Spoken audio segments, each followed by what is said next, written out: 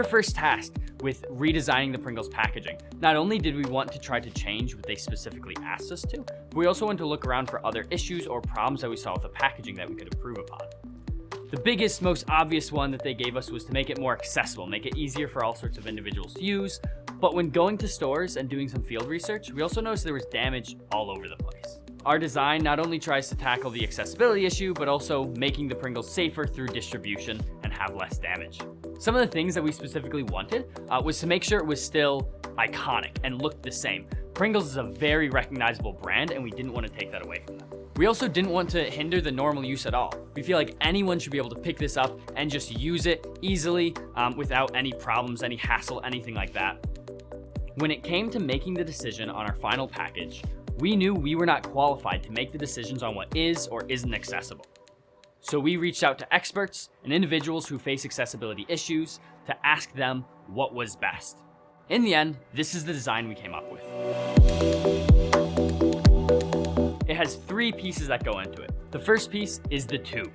The tube is made out of plastic and has a racetrack sort of shape to it. This will not only orient the chips, but will prevent them from shaking around, causing additional damage in distribution. There's also a large gap on the side of the tube, which allows an individual to stick their thumb in there and pull up an amount of chips that they want. The second part of our design is the cap. For the most part, it's just a cap. It goes on the tube, covers it up, but it has this extra piece of plastic sticking off of it. This is our tool.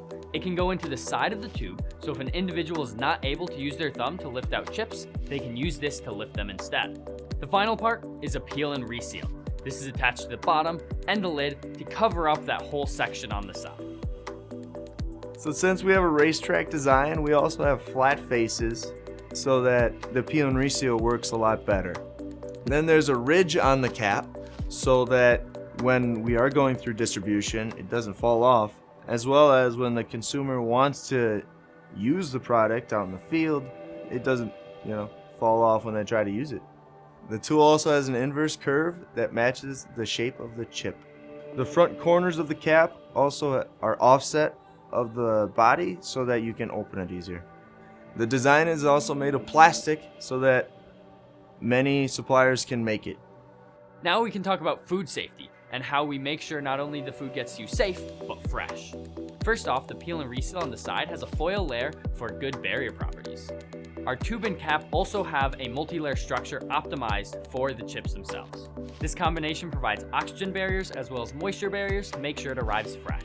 An initial concern we face with this design is the fact that we are not able to have a typical foil peel on the top of the container. Our solution to this was a tortuous path, which is basically a difficult way for any moisture or oxygen or anything to find its way into the packaging. Not only is this used in food all the time, but even in medical packaging, so we know it'll be safe here.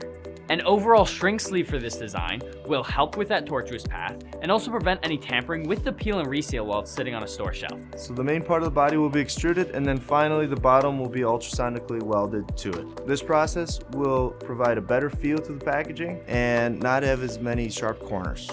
So let's all join together and stop getting your hand stuck in a can today.